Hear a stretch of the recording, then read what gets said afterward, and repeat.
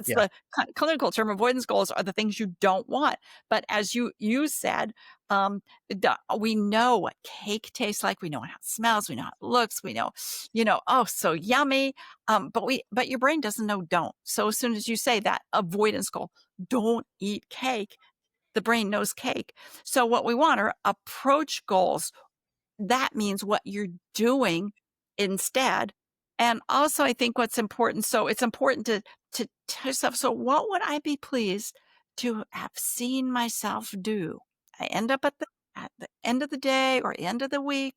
I look back over the week. What would I be pleased to have seen myself do? That helps you with the approach goal. Oh, I would have, and if you say, well, I wouldn't have eaten so much, use the instead question. What would I have done instead? I would have Drink had more better, water. yeah, or better portion control, or whatever. That's Yeah. one thing. The other thing I think is that we get stuck with the strategy versus the river. So when we ask ourselves, what do we really want? What would we please to have seen ourselves do? We're talking about, we want to remember what difference will it make? And that's a second question. But, when we think about, okay, we have this goal, but then what difference will it make? And so that's important.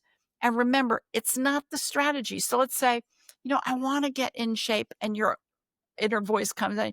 Yeah, but you tried running and you suck at running. Yeah, but I want to run. Yeah, but and you can go on and on about running, forgetting, wait, what difference will it make to me? I'll be more active. Active will help me be healthier. So that's the other thing when you're talking about your, what future you want. What would I be pleased to see myself doing at the end of the day? What would I be pleased to have seen myself do?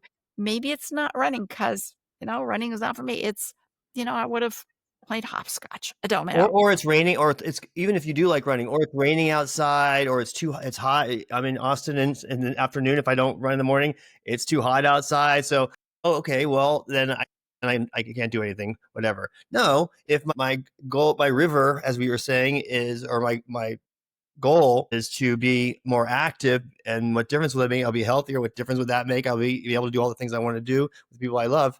Then I can say, okay, well, what else can I do? And even though it's hot outside, or it's raining outside, or it's cold outside, if we in the winter, if we live up north, what could I be doing instead that would still show that I'm a healthy person, or I'm trying to be active, that type of thing. Yeah. And you said something about, I forgot what the word you used, but suggest other people. And Yeah. that's the other thing when you're asking that difference, because what difference will it make to me? And what difference would it make to others around me? So, put those questions in the context of your life. We're social animals. We don't live in a vacuum. And while that harsh inner voice can keep going, ask yourself, who do I want to be seen as? What difference will it make? What difference will it make to the people around me that I love, that I care about? That's important, is So always put it in context.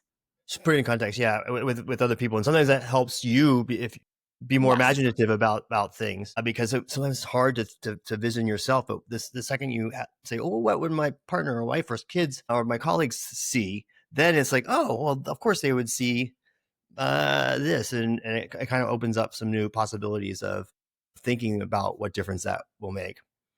absolutely. And, even if you can't think of other people, what would they notice that would tell them, yeah, something's gotten better?